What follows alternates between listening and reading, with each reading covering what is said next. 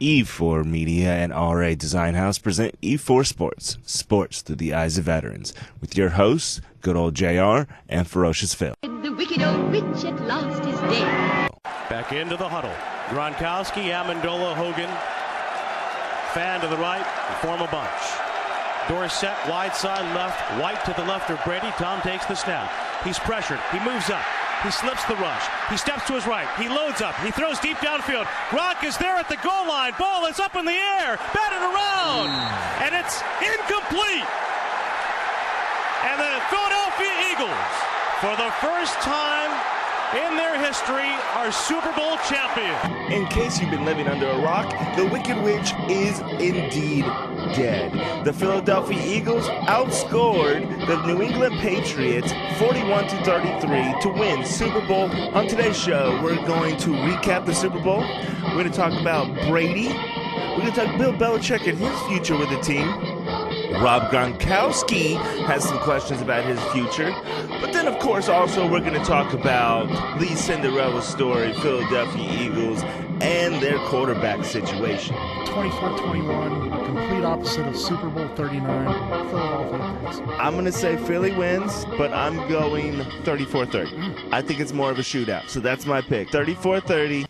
That is right, ladies and gentlemen. The Philadelphia Eagles are our new measuring stick. Well, at least until the next Super Bowl.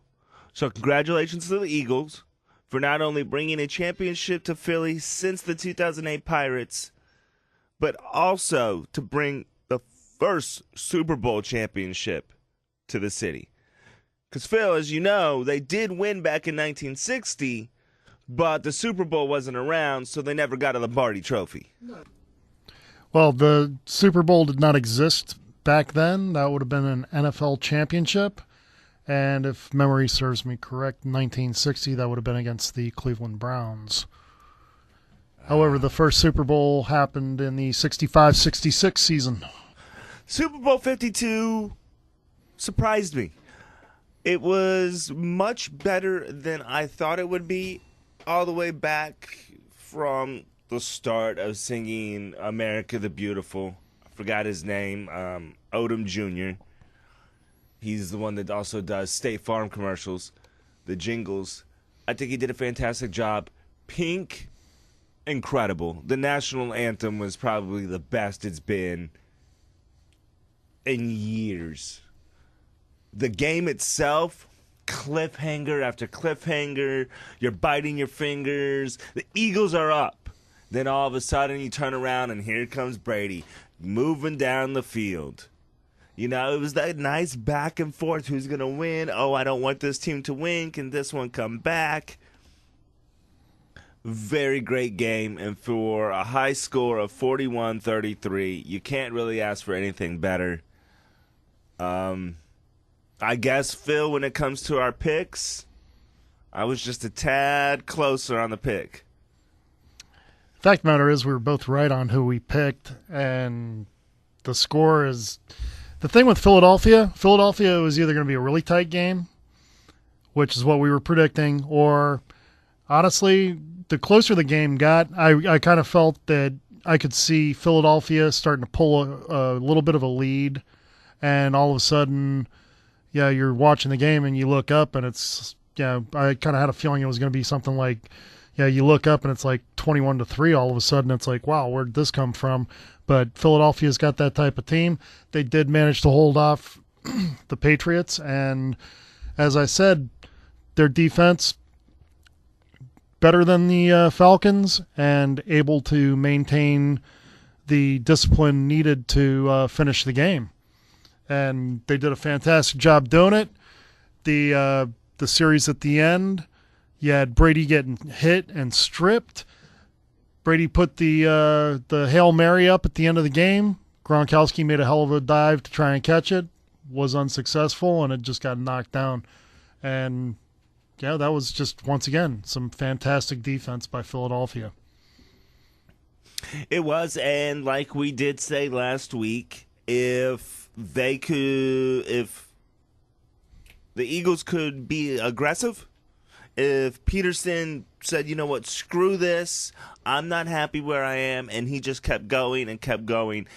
And that tenacity of not backing down to the Patriots is what got him those 41 points over the 33. It was that aggressiveness. He said, you know what, yeah, we may be in the lead, but it's the Patriots. I'm going for their throat. I think there's a time when you got to play it safe, and then there's a time when you go for the throat. And Peterson certainly had the proper mentality of knowing, like the old the gambler. You got to know when to hold him. You got to know when to. Yes, sir. And then if you look, and that was the Jaguars' big problem, is they did not go for the jugular. When you're playing the Patriots, a Brady Belichick system, you've got to go for the throat. You can't just say, look at the lead and go conservative like the Jaguars did. You've got to go for the throat. Peterson, you know what? Screw this. Let's even put a trick play. So where the very first time ever in the Super Bowl, you had a quarterback catching a receiving touchdown in the Super Bowl. Because Brady tried it a little earlier, and wow. Kind of hard to do when you got a big old glove on your hand, and it hit him in the wrong spot. It hit him in the wrong spot. It hit him right in the fingers. Nicely said. One particular player I do want to talk about, and amazingly, he did not make an appearance in the Super Bowl. Mr. Malcolm Butler, the defensive back for the New England Patriots. Now, Malcolm Butler, what's odd about Malcolm Butler not playing, for one, 3 years ago, he's the one that intercepted Russell Wilson's throw to end the Seattle Seahawks' hope of being Super Bowl champions. But then even this past season, he played 9 this season. Now, that Bill Belichick gave after he lost the Super Bowl was that it was a matchup issue. We put the players out there and the game plan out there that we thought would be the best tonight, like we always do.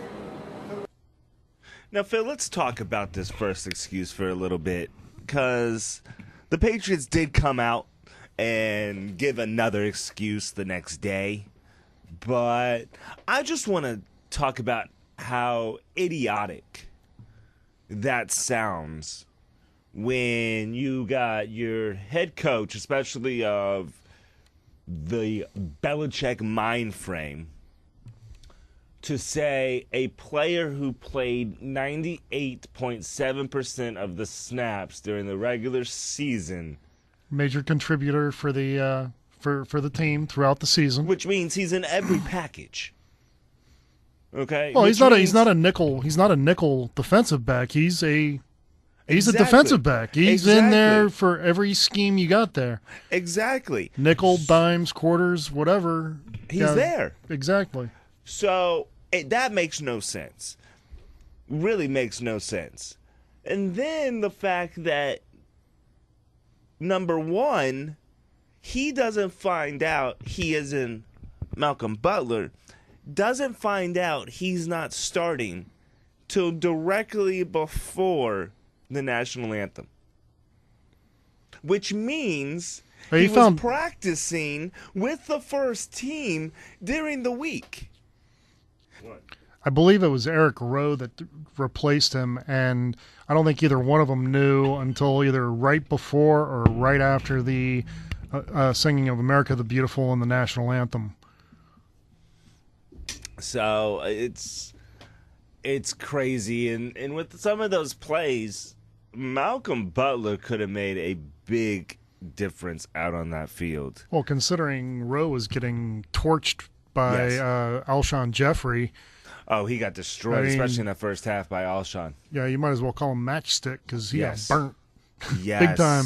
And you would think that Belichick would make those types of adjustments, or Patricia would make those kinds of adjustments when you see their number one wide receiver basically torching you for play after play, and they don't make any kind of adjustment. And the Patriots are usually pretty good at making adjustments. Yes, they are. And so let's talk about the other reason. The other reason that has come out at least what the Patriots say, is that, for one, he had to get on they had to send a private plane for him because he was sick and in the hospital that Friday. And it also has come out that there was a violation in which it was a curfew issue. Now, I understand Bill Belichick. He's this guy, it's my way, the highway. You represent the Patriots, you represent me. Do the right thing. I don't care about benching you. That's fine. If you don't want to start the man because you felt he violated a rule, then don't start the man. But he's one of your best cornerbacks you've got. And you're not going to play him? Don't start him. That's fine. I got you. You want to make a point? Don't start him.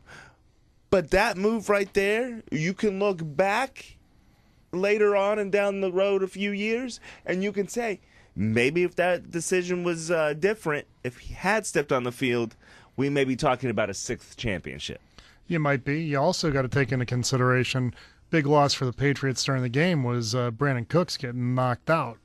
Oh, that was huge. That was gigantic. I think that was a moral boulder getting smashed into the building of the Patriots. I think that was like just one of the biggest things to have occurred during the Super Bowl. But going back to Butler, I don't buy it. I don't buy the illness. I don't buy the curfew issue. There was a rumor that he was smoking weed and he missed curfew because of that. Don't buy it. Yeah. Let's not forget, Malcolm Butler is also going to wind up being a free agent in a couple of weeks. I think it's like 5 weeks he becomes a free agent. And there are going to be teams that are going to be looking to sign him. And he's going to have to address this, and he's going to have to say, what happened? What's the truth behind you're not playing in the Super Bowl? And teams are going to want to know before they sign him to this. Is it a character issue? Is it just Belichick saying, you're not playing? What's the deal? When it comes to the fact that he's going to be a free agent, hey, Malcolm, we need you down in Houston. You can buddy up with DeAndre Hopkins. DeAndre Hopkins today was seen on Twitter trying to court. Now, Phil, I have to pose this question to you. But I want you to think about this. We're going to talk about it a little later.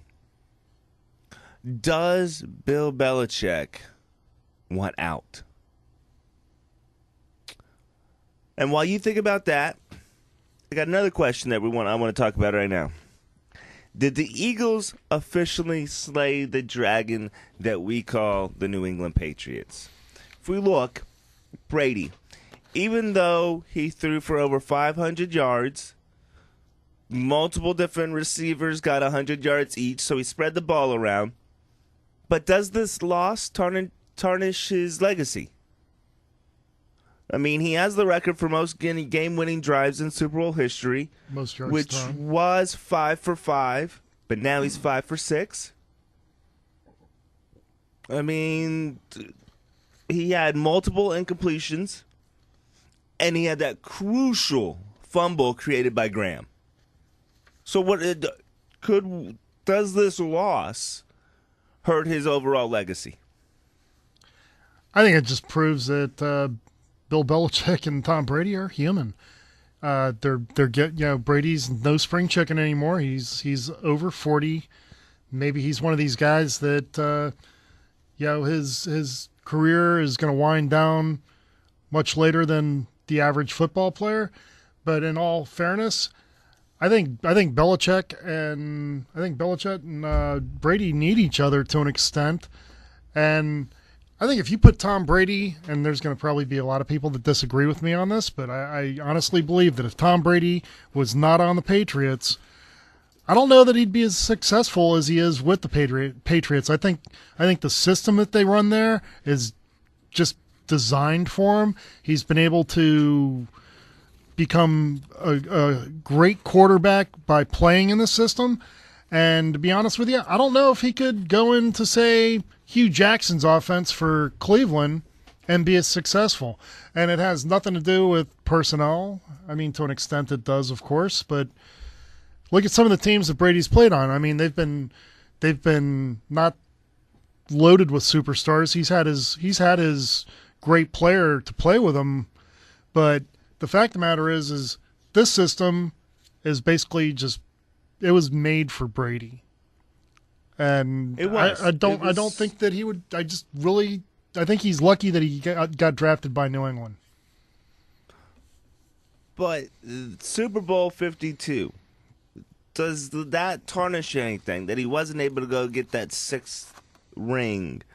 That he had that fumble? His first Super Bowl of a game-winning drive was a failure. Are we going to look at that, or are we going to look at all the other 5 he has? Give it another 5 years, 6 years down the road when he's in the Hall of Fame. Are we really going to be paying attention to this loss? No, I don't think we're going to be paying attention to this loss because, once again, as I said, Tom Brady is human. Yeah, you're not, as much as you would like to be perfect, yeah, obviously not going to happen for Brady. Is it going to affect him making the Hall of Fame? Not for New York's second. He's going to be first ballot Hall of Famer without even thinking twice about it. And as far as it tarnishing his legacy, not really. I mean, yeah, it's pretty insane that he threw for over 500 yards, no interceptions, and multiple touchdowns. But, yeah, the fumble, hey, that was a hell of a play by the defense to strip that ball out of his hand, and there was nothing he could have done about that. Well, one of the biggest things about that game was whatever defense could make a play was going to win. And with a little over 2 minutes left in the game, the Eagles' defense made that play and pretty much ended that game. So if we're going to say that this loss really doesn't mean much to Brady, it means something to him. It's just in the grand scheme of things. In the grand scheme of things, it doesn't mean much. Personally, it humbles him probably and makes him think about things. So, who can we blame besides Brady for the loss? If you look, Gostkowski can even be looked at as the screwer up of Super Bowl 52. He missed 2 crucial extra points. And didn't he also miss missed an actual field goal too? He missed 3 kicks. I still think, once again, he didn't have Brandon Cooks, one of his main receivers, although Amendola, as I said, make sure you got somebody on Amendola because that's his security blanket, and he went to Amendola often. I think it actually goes back to coaching. As we said earlier, Patriots are usually really good at making adjustments. I think you could say Patricia messed up by not making the proper adjustments, and for that matter, it goes back to Belichick because Belichick should have been on his ass about making those adjustments. And it's the same thing with the offense. You could even make a case for McDaniels not getting his players ready, but in the same light, New England's offense did come back, and they kept it close. They kept it within 8 points. Well, I will definitely agree with you on the defensive end because you're Bill Belichick. If you see the defense running this way, you have the power, the clout, and the outright right to take that away from Patricia during the Super Bowl and run the defense. Well, look at his pedigree. He's he was a defensive coach before a head coach. Exactly. So, again, as we're going to talk in a little bit later about Bill Belichick, maybe that's another little sign that maybe things aren't so good in the Gillette Stadium locker room. I do truly believe Peterson just straight up outcoached Bill Belichick. I think he was outcoached. I don't think he was expecting to be outcoached the way he was outcoached. I don't think Peterson was afraid of Belichick, if you will. I mean, he basically stood toe-to-toe with him and gave as good as he got and just looked at it and said, you know what, you're a man just like I am, except on this day, I'm going to be better than you. I got my guys ready. My team loves me. They're not afraid of me. And that's not to say that players don't love Bill Belichick, because if you play for him, he takes care of his guys. And that's kind of going back to Malcolm Butler. Maybe Butler's not one of his guys. I guess not. There was even on the sideline, though, he looked flabbergasted. Bill Belichick just looked. He didn't have the smirk on, and he just, I don't know. It just didn't seem like Bill Belichick in Bill Belichick Super Bowl mode. Maybe one of the circuits burned out or something. Did you see any smoke coming out of his ears? Brady. Here's one of the big things that I have to say about Brady is he facing the free fall that we all realize is inevitable, that cliff? Look, he wants to play till he's 45. That's fantastic. But guess what? Father Time is undefeated. Straight up undefeated. He has now made another record, the oldest quarterback to start in a Super Bowl. Fantastic. Way to go. I think we see what happens next year with Brady. Well, Brady will be back next year, and if the injury bug starts happening to him, next year could very easily be Brady's last. I don't think Brady's got a whole lot of time left. I agree. I don't think he does, and I think he realizes his time is numbered. If you look back when Jimmy Garoppolo was traded, Bill Belichick did not want to trade Jimmy Garoppolo. That was Brady. That was Brady and Kraft who wanted him traded. So, Brissett, I understand. Trade Brissett, you have Garoppolo in the back, that's fine. But then you trade Garoppolo at Brady's behest. And Kraft. He's paying the bill, but I think it was Brady that went to Kraft. Absolutely, yes. And said, get rid of him. And I think one of the reasons, there's multiple reasons. For one, there's no competition except Hoyer. I mean, really? Hoyer's no competition at all, really. This city saw enough of him that, Very narrow-sighted on Kraft's and Brady's part. If Kraft had something to do with this, it's even more nearsighted on Brady's part to sit there and say, hey, I have to be the man. I have to be the man. Let's get Garoppolo out of here because I can't, I need to know that I am the guy. Exactly. And that goes into my next point. I have this sneaky suspicion that Brady is really scared right now. Because he's at the age of Father Time. Mortality? He doesn't want, no, not even that. He doesn't want to get, and I'm going to use this word, he doesn't want to get Bledsoed. And the reason why I say Bledsoed is this is exactly the way Tom Brady became the New England Tom Brady we found out. Why? Because Bledsoe got injured. The 6th round quarterback pick was Tom Brady. Came in.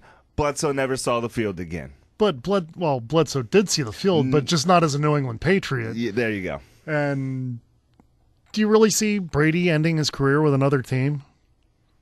I don't think it'll happen. No. I really don't see Brady going to any other team. I see him retiring as a Patriot. I agree with that. I agree. But what I'm saying is if he has one injury and you got somebody like Garoppolo, Dak Prescott, the only reason why I bring up Dak Prescott is the way he kind of kicked Romo out of Dallas, is if you have that kind of a backup, that puts a lot of pressure on a 40-year-old. No one knows this. From now on in the seasons, he is now where no quarterback has ever been. So every time we see him play, that is new historical statistics. We have not seen a player go 41, 42, 43, 44. We have, just not as a starter. not at the caliber that Brady wants to stay playing at. But can he stay at that caliber? I don't think. Yeah, I mean, like you said, sorry, you're not Peter Pan. Exactly. Father Time will catch up with you, and mortality will set in, and you are going to be a normal individual to an extent. Well, he'll become Mrs. Mom, basically. So there was, like we said, there was one person that was totally against the Garoppolo trade. That was Bill Belichick, and this really leads to that one question that we're pushing back and back. Well, it makes me really think what is going on with Brady. Because this is a man. Kraft is up in his offices doing executive stuff, all that. Belichick is the one on the field during practices, seeing how everything's run. He's the one that talks to the trainers, to the other coaches. I'm thinking Bill Belichick knows something and sees something in Brady and says, no, we cannot get rid of this backup. Brady's going down soon. Well, don't forget, you had those reports a couple of months ago of there being a fallout between Belichick, Brady, and I think the fallout's real. I think the fallout is real. But they poo-pooed it off, and they made it seem as though it's not that big of a deal. Y'all are making a mountain out of a molehill, and maybe not. Maybe there was some actual discord between the three of them about the future of the franchise. And why would you not listen to your coach? Especially like I keep saying, and again, I want to say, Phil knows this. All my buddies that are close to me know this. Y'all will eventually know this. I am in no way a Patriots fan. I can't stand the team. I love the fact that before 2001, they were a laughing stock. I hope they go to be that laughing stock again. But what I am going to say is Bill Belichick is a coaching genius. If the man is telling you information about your quarterback, your franchise quarterback, no, I'm not even going to say that. Your franchise, period. When anybody thinks Patriots, yeah, Bill Belichick comes to mind. What is the first name that pops into your head when you think the Patriots? You think Tom Brady. He is that franchise.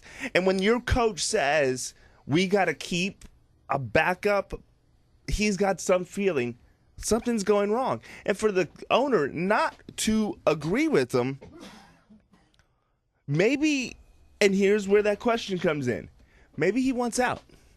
Maybe that's the reason why he said, you know what, Butler? You're not playing.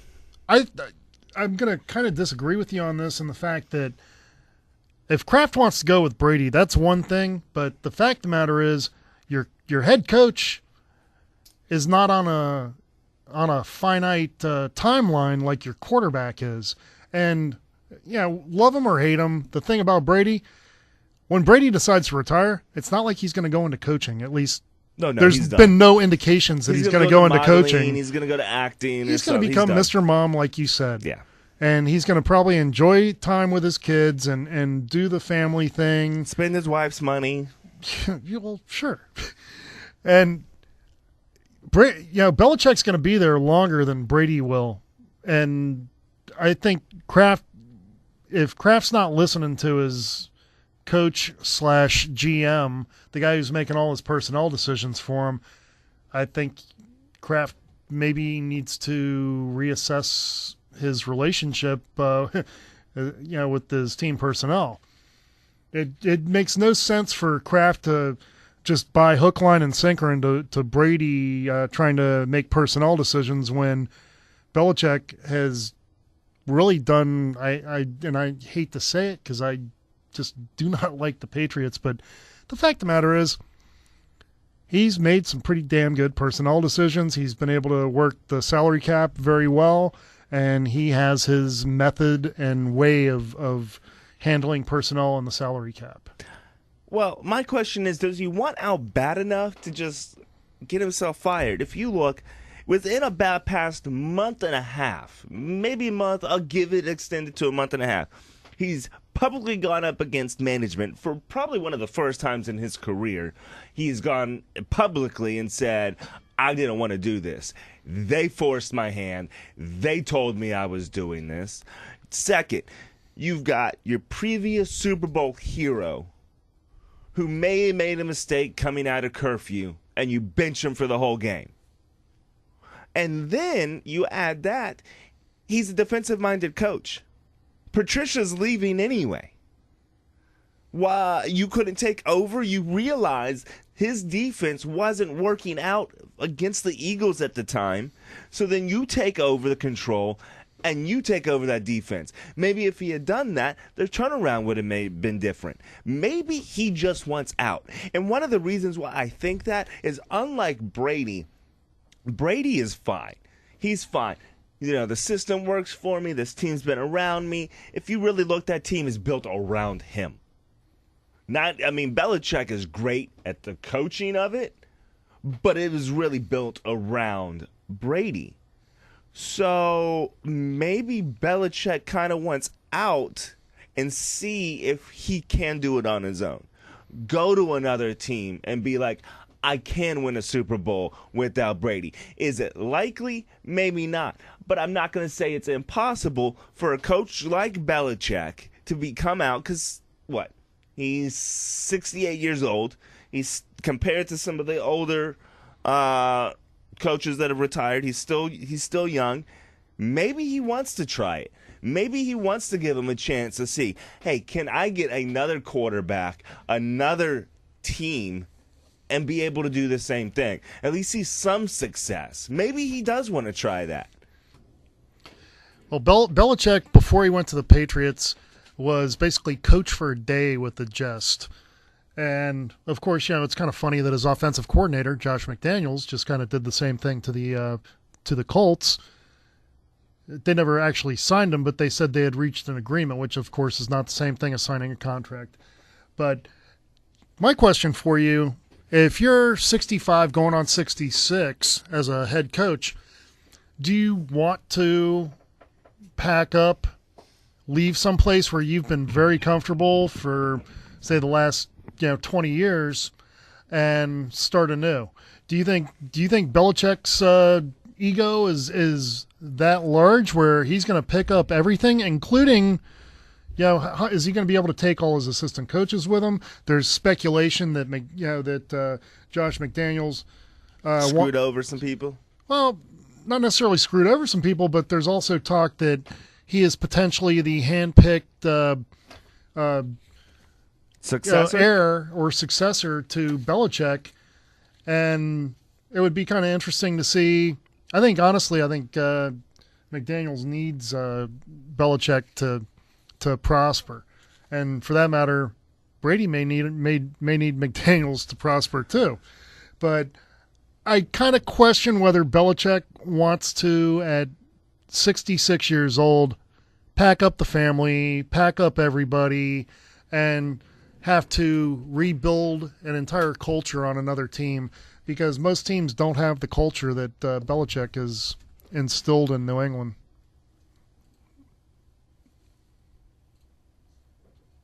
Well, he doesn't really have to pick up a lot. He has 3 kids, aged from 30 to 26. So it's not like he has to pick up and take any kids.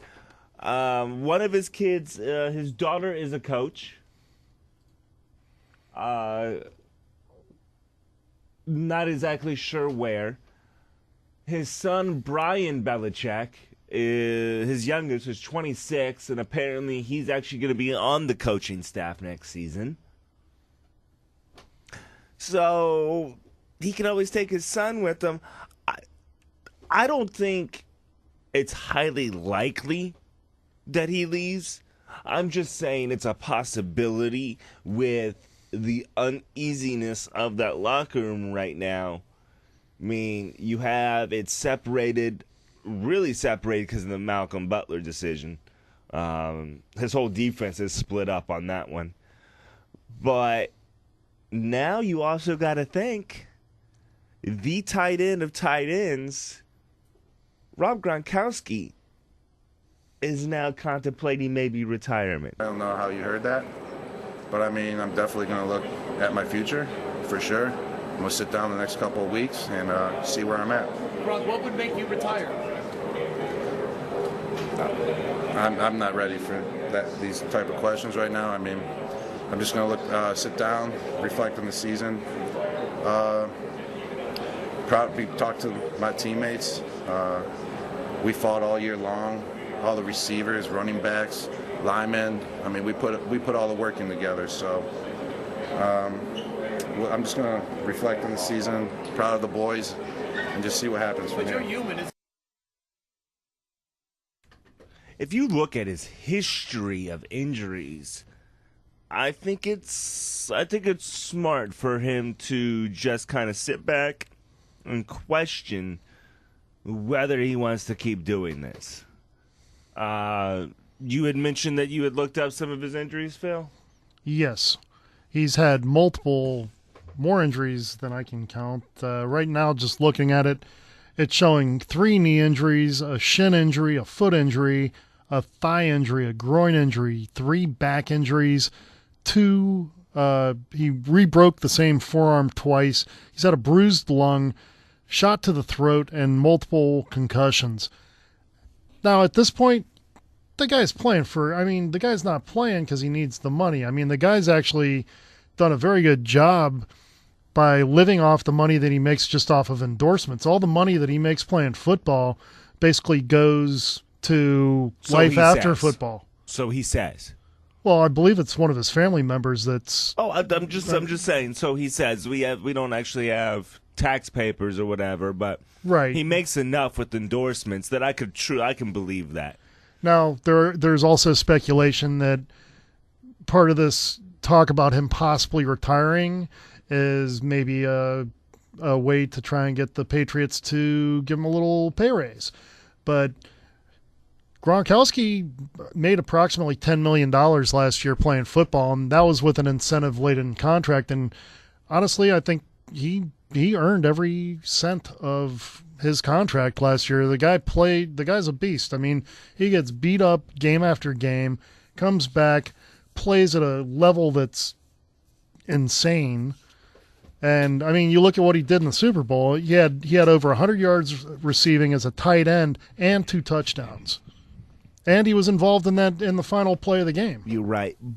But when it comes to the Super Bowl, he still looked, at least at the beginning, maybe he worked through it, but he still looked a little dazed. And it's not I'm not saying he was dazed like it just happened, but to me it looked like he was still trying to gain his composure on the field. Well, it took him a long time to clear protocol this time around, too. I mean, it was up until the week of the Super Bowl when he finally got cleared, and that was after having a week off. Mm-hmm. So maybe all the cobwebs weren't actually totally shaken free. Well, that was a hell of a hit by Barry Church from the Jags. It was. I mean, that honestly, I think that's one of those types of hits that could make you honestly think, wow, I've been playing this game for X number of years now, and that hit just knocked the spit out of my mouth, and I don't know if I really like that. Well, I think it might be a good time to maybe ride off into the sunset while I still got the rest of my health, to live off of.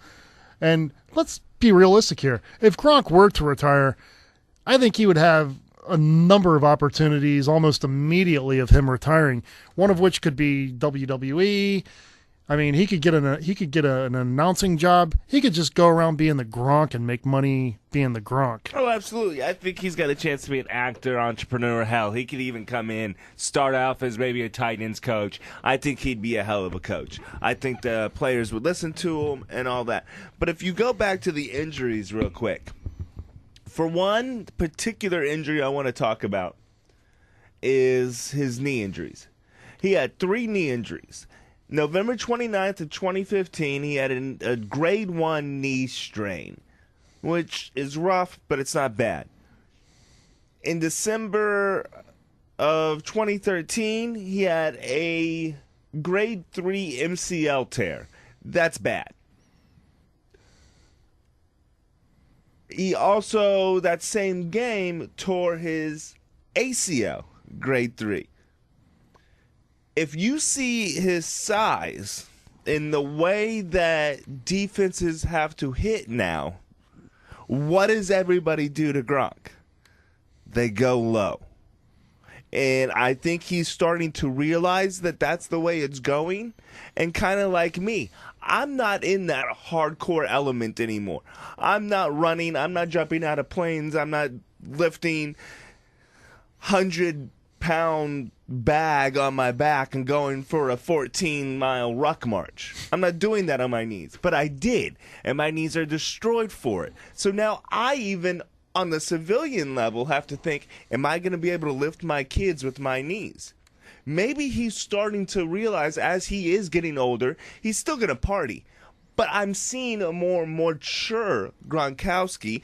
He's not doing as crazy the stuff. Now it's more for name. Going into the WWE and doing that, getting your name out, getting your brand out. It's no longer the huge partying brand. It's just, hey, I'm Gronk. I'm here. That's the brand he's going for. So I could see him really thinking, wait a second, I want to have kids. I want to have a family. I want to be able to feel my body and not feel just pain. So I do think that if he's contemplating retirement, I don't think it's just to get money. I think if he's going to, I think he is. He's been in, 8 years? We're seeing it now. We're seeing younger and younger players retire because they want life out of football. Look at Patrick Willis. I mean, you're talking about one of the best middle linebackers in the last several years to play the game, and he just up and retired. But the thing about Gronkowski also is, let's not forget, I think Gronkowski is a family guy all the way. He always hangs with his brothers. And to be honest with you, if somebody was probably trying to talk him into retirement, I'm guessing it was probably his mother. He's a mama's boy. I could see that. And then, of course, his father, because his mother. Tell your boy to stop playing. Tell your boy to stop playing. And then to the brother, and of course, tell your brother he needs to stop playing. That's too dangerous for him. Yes, Mom, I'll tell him. Is that how it is for you, Gronk? You should hit me up on @JR with Sports and tell me if that's what's going on. As we mentioned earlier in the show, Josh McDaniels, the offensive coordinator of the Patriots, was originally supposed to take the head coaching job of the Indianapolis Colts. But as of this morning, he has decided he will not be coaching the Indianapolis Colts. Instead, he will be staying as offensive coordinator in New England. And one of the reasons why is sources say he is in line to be the successor of Bill Belichick. Did he do Indy dirty? Oh, he pulled a Belichick with the Colts as far as saying he's going to go, and then a day later, hey, I'm done. But the big question is this revenge? Is this Belichick and Kraft's revenge on Indianapolis, getting their hopes up and kind of screwing them out of the prime head coaching candidates and getting back at them for Deflategate? Because let's not forget who sold out the Patriots in Deflategate. Well, for one, the GM of the Indianapolis Colts did come out and say the rivalry is back on. So he's kind of referring to, okay, y'all want to start playing some games? We can play it too. Now, the Colts really aren't in a position to be playing games right now. I agree. Well, and that's where I got to go on this. Was it a hard paper deal that was about to be turned out, or was it more of a communication with Irsay saying, all right, I'll go? Because Irsay, likes to jump to conclusions. He's not all there mentally in the first place. He may be clean on some stuff, but he's still a drunk. Yeah, and it's pretty easy to abuse prescription drugs. I believe that Ballard and Irsay, they had reached an agreement. They had come to terms. They had everything drawn out, and all McDaniels had to do was show up and sign a contract. And it's gotten to the point right now where the agent for McDaniels, who's like the best agent as far as coaches and executives for the NFL goes, he's a pretty well-regarded guy. He basically broke ties with McDaniels because he strongly advised him not to break this agreement. And I know that Kraft has offered McDaniels a raise, but you got to wonder what else was offered to him. What was promised to him? Is he going to get first crack when Belichick decides to retire, or is he going to get more power? What's it going to be? The other thing is did the health of Andrew Luck play into this? Right now they're saying he doesn't need another shoulder surgery, but who knows? Shoulders are weird things, especially as far as the NFL goes. One hit or he throws something wrong and there it goes. I think in a way McDaniels is smart. He's kind of seeing what has happened around the league. If you look, Belichick's disciples as coordinators blow up. As head coaches Not have so good. stuttered. Crennel, great defensive coordinator. Won Super Bowls with the Patriots. He's Houston Texans coordinator. He's done a great job with their defense. Head coaching-wise, not so much success. Bill O'Brien, he comes out, goes to be the offensive coordinator, does a good job. He's the one that decided to start cussing at Brady. Someone had to put him in his place. Good job, Bill. And then he goes to Penn. Then he comes to Penn State. Then he comes to Houston. And he still doesn't have the success you would expect out of a Belichick disciple. I don't think Patricia is going to succeed in Detroit. Even though they do have a damn good defense to start off with. They do, but then you got to look at Matthew Stafford and the weapons he has. I said their defense. I didn't say anything about their offense. I agree, but Patricia's a defensive guy. It matters who his offensive coordinator is at that moment in time. But maybe this is good, a very good idea by McDaniels. He's going to say he's been told he's taking Belichick's job. So I mean, right there, you're on the throne. I mean, you are the successor of the Bill Belichick. So automatically, you're kind of set up, especially in New England. I don't think he did Indy dirty.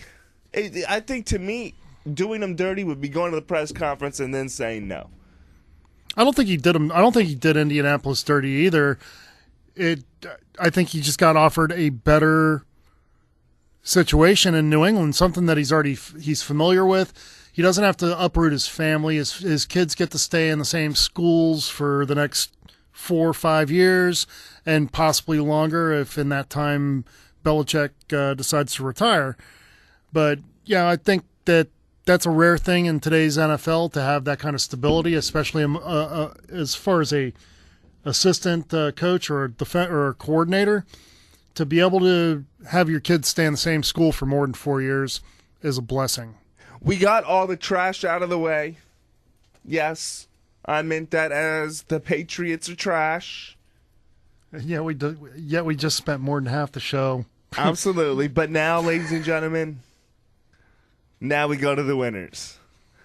Well, it's and there's weird. There's a lot to talk about with the winners. There is, but it's weird because they won. There's more celebratory. There's not a bunch of these backstage stories going on. Nobody's talking about retirement. When a team loses the Super Bowl, the questions we have asked today are normal questions. Oh, this player's been injured. He doesn't want to be committed. He's non-committal, so we talk about that. Oh, the quarterback's this, quarterback coach.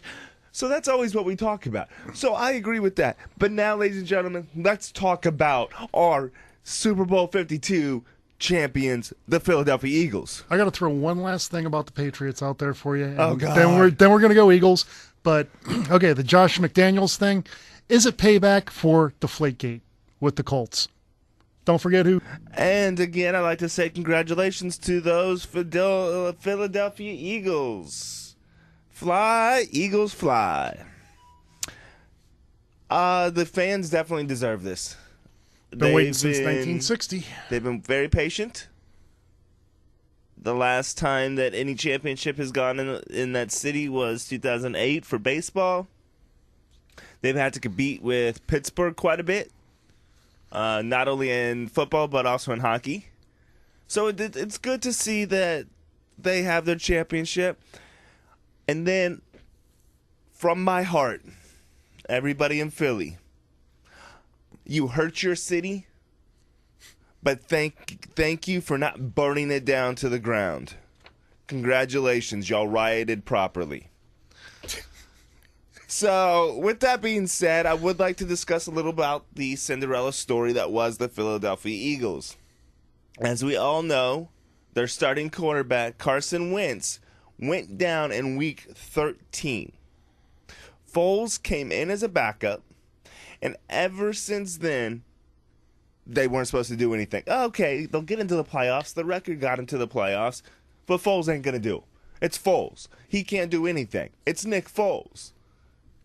And you know what? To be honest, that first week after Wentz went down, I was under that impression too. I'm like, oh, there's no way that Foles is going to be able to come in and do this. And he turned everybody's head. He was composed. He had the right mind frame. He was even thinking about retiring. He was thinking about retiring and becoming a minister. And all of a sudden, he now has become one of 3 quarterbacks to play in a Super Bowl after only starting 2 or less games in the season. They are all 3-0 in the Super Bowl, and all 3 of them were Super Bowl MVPs. So, out of nowhere, out of a horrific team injury, because as a team, you see your quarterback like that. And remember, Carson Wentz was probably number 1 in the running for MVP until he got injured.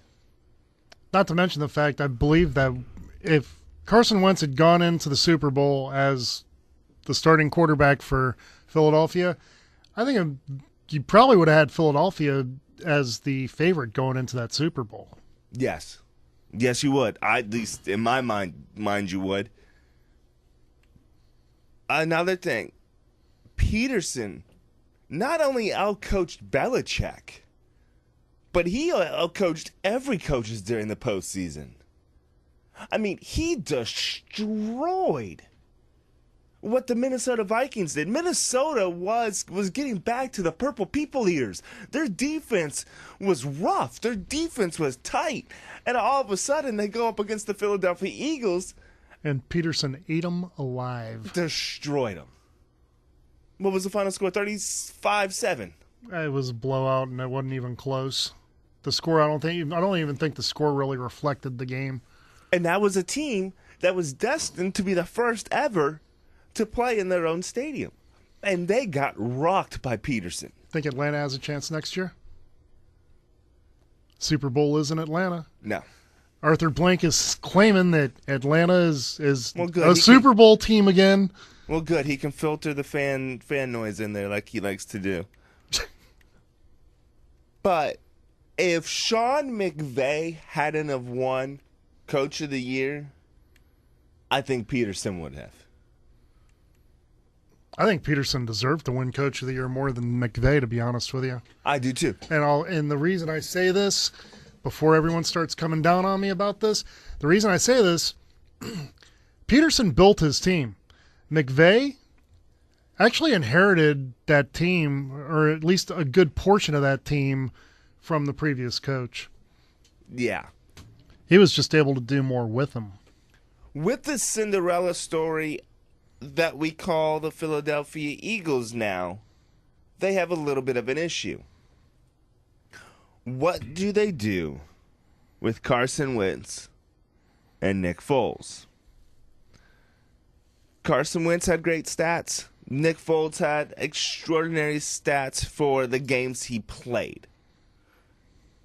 And then he came out as NFL Super Bowl MVP. Now, Nick Foles is a great backup quarterback. And I don't mean to say that in a backstabbing, non-complimentative way. I mean that in all good prosperity. I don't think he's an elite starting quarterback that Wentz may be able to get to. But Nick Foles is a very capable quarterback, and he showed it. I say you would, if you want to keep him, it'd be very smart to keep him. For one, you got a great backup. That, and how do you trade a Super Bowl MVP? Especially quarterback-wise. You know, if it was another position, I could see it. But here I don't. I mean, it matters what's willing to come back. You know, if someone's coming to me and saying, I'll give you a third and maybe this player, no, you got to turn that down.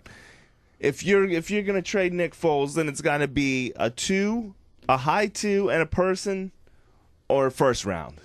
I mean, you he's an insurance policy. If Wentz can't start the season or he goes down next year, for free. You're not having to pay Nick Foles extra. He's still under contract. I mean, he's still making about $8 million a year. So why not keep him?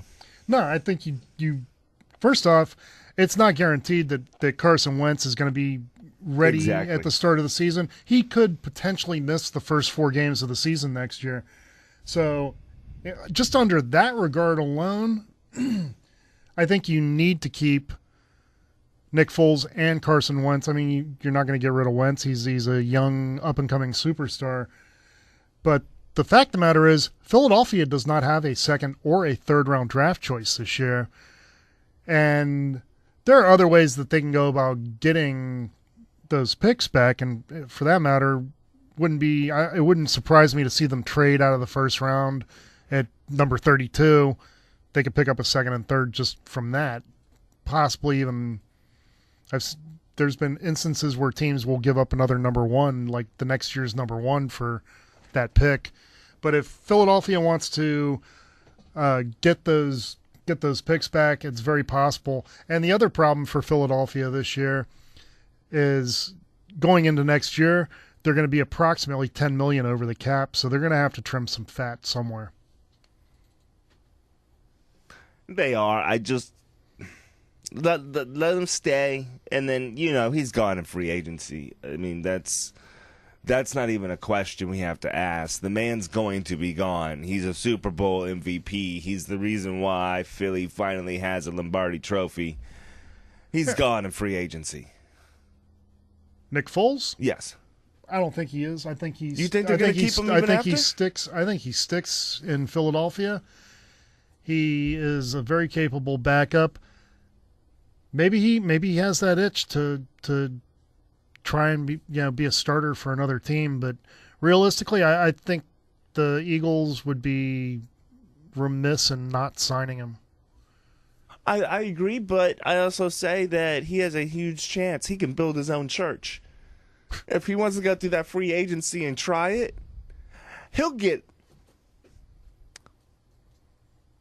he will get Osweiler money. Deserved Osweiler money. Let me phrase it that way. I'll put it this way. I'd have a lot more faith, if you will, in Foles than Osweiler. Osweiler, man, you hit the lottery. I'm sorry. Yeah, you had no business getting $17 million a year over X number of years. And then you go back to Denver and you're signing for league minimum. Doesn't make, God. Some people have all the luck. Right.